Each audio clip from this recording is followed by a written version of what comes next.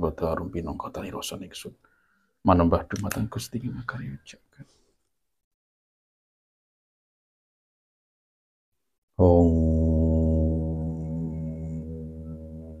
Yahu Om.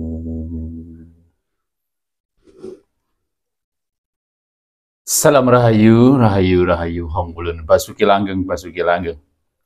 Jumpa lagi dengan saya malam ini di Warok Pengker Academy. Ya. Malam Jumat tentunya, kali ini kita akan membahas tentang sholat menurut pemikiran dari Syekh Siti Jenar. Yang perlu saya baris bawahi di sini sebelum saya membahas hakikat sholat menurut Syekh Siti Jenar. Menurut pemahaman saya dan menurut keyakinan saya bahwa Syekh Siti Jenar ini tidak lain adalah Kanjeng Sunan Kalijaga, di mana beliau sudah mencapai maqam makrifat, ya, sudah mencapai maqam manunggaling kawula marang Gusti, yang tidak bisa lagi memakai nama Sunan Kalijaga, dari beliau mengganti nama menjadi Syekh Siti Jenar. Siti Jenar ini bahasa halusnya, Siti adalah lemah, Jenar itu adalah kuning. Ya, ini bisa juga terinspirasi dari cerita ketika Kanjeng Sunan Kalijaga mempunyai filosofi simbolisasi ketemu dengan Sunan Pandanarang, yaitu mencangkul, sehingga dicangkul itu semuanya warnanya kuning atau emas. Nah, hakikat sholat menurut Syekh Siti Jenar. Beliau ini memahaminya adalah dengan surat Al-Baqarah,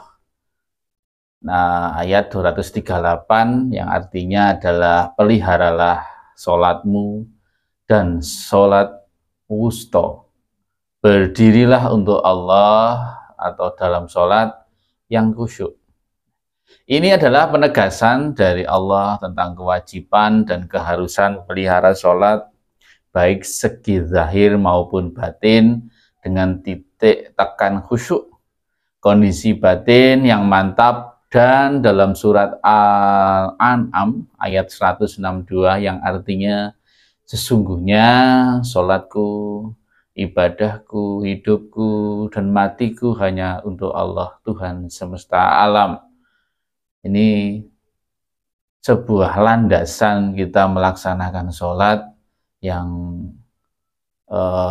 khusyuk, ya, sholat yang zahir maupun yang batin. Nah, di dalam surat Al-Baqarah tadi ada disebutkan adalah sholat wusto. Ada kalangan fikih mengatakan sholat wusto ini adalah sholat asar karena berada di tengah-tengah. Tapi menurut pemikiran Syekh Siti Jenar, sholat wusto ini adalah sholatnya hati, ya. Jadi bukan sholat asar lagi, tapi sholatnya hati. Nah, secara lahir sholat dilakukan dengan berdiri, membaca Al-Fatihah, sujud, duduk, nah, kesemuanya melibatkan keseluruhan anggota badan. Inilah sholat jasmani dan fisik, karena semua gerakan badan berlaku dalam semua sholat. Maka dalam hal tersebut disebutkan bahwasanya dalam ayat-ayat tersebut disebutkan adalah sholawati atau segala sholat, yang berarti jamak. Nah, dan ini menjadi bagian pertama, yaitu bagian lahiriah. Nah, ya, sholat lahiriah. Nah, bagian kedua adalah tentang sholat wusto, ya, yaitu yang secara sufistik adalah sholat hati. Wusto dapat diperartikan pertengahan atau tengah-tengah, karena hati letaknya di tengah-tengah. Ya, ini di tengah-tengah diri, maka dikatakan sholat wusto atau sebagai sholat hati. Nah, tujuan sholat ini adalah untuk mendapatkan, ya, kedamaian dan ketentraman batin, ya. Karena mengacu pada surat Al-An'am tadi, ya, ayat 162, bawahnya inna sholati wa nusuki wa mahyaya wa mamati lillahi rabbil alamin. Sesungguhnya sholatku, ibadahku, hidupku dan matiku hanyalah untuk Allah Tuhan semesta alam. Ya. Nah, tujuan sholat wusta ini adalah untuk mendapatkan kedamaian, ketentraman hati, ya, di mana hati terletak di tengah-tengah antara kiri dan kanan, antara depan dan belakang, atas bawah, serta antara baik dan buruk, baik dan jahat. Hati menjadi titik tengah, poin pertimbangan. Nah, ini disebut sholat wusta. Sholat dan ibadah yang sebenarnya adalah sholat serta ibadahnya hati. Kondisi khusyuk menghadapi kehidupan. Bila hati lalai dan tidak khusyuk, maka jasmania akan berantakan. Sehingga kalau ini terjadi, kedamaian yang didambakan akan hancur pula. Nah, apalagi sholat jasmani hanya bisa dicapai dengan hati yang khusyuk. Ya. Kalau hati tidak khusyuk pada arah tujuan dari sholat, maka hal itu tidak bisa disebut sholat. Juga tidak akan dapat dipahami apa yang diucapkan dan tentang apapun yang dilakukan dengan bacaan gerakannya. Tidak akan bisa mengantarkan sampai kepada Gusti Allah. Ini adalah pemikiran dari Syekh Siti Jenar, ya, atau Kanjeng Sunan Kalijaga. Urgensi kekusukan ini berhubung dengan inti sholat sebagai doa.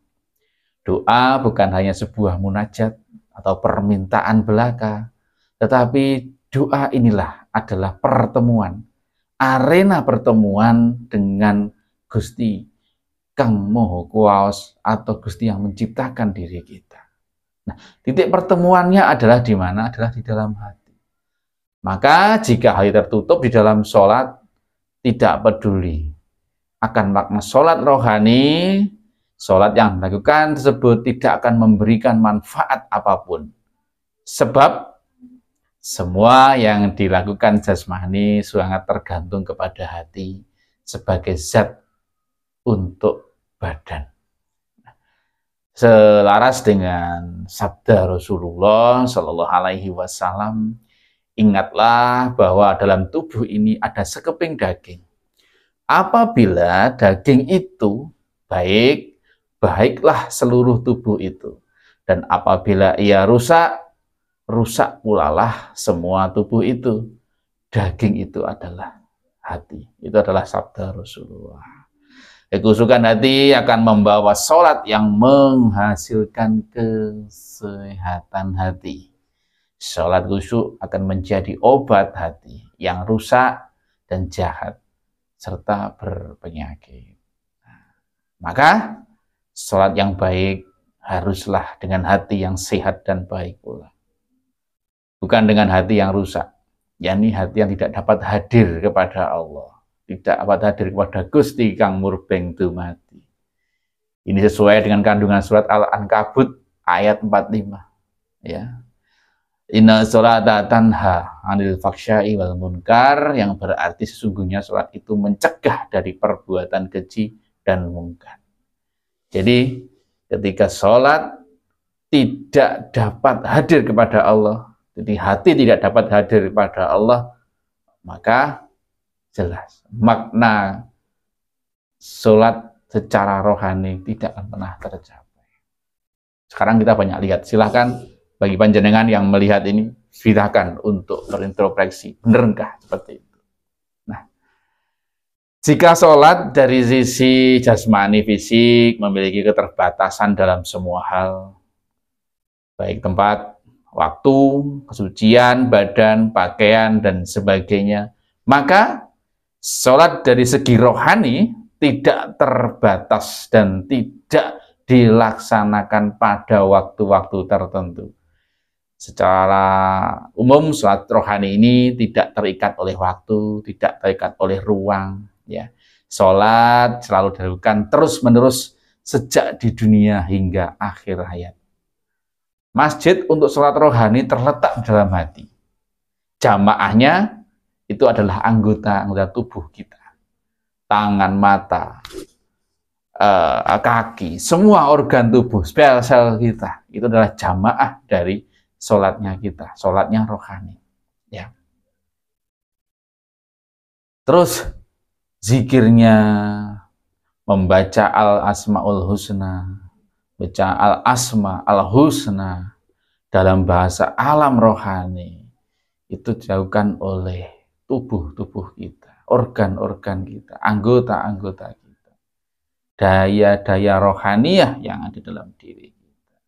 Nah, imam dalam sholat rohani adalah kemauan atau keinginan, niat yang kuat menghamba, menghadap kepada Tuhan. Dan kiblatnya adalah Allah Subhanahu wa Ta'ala. Ya, sebetul papat kali mau pancer. Ya, papat kiblat gangsal pancer. Ya, yaitu 4 sekawan. 5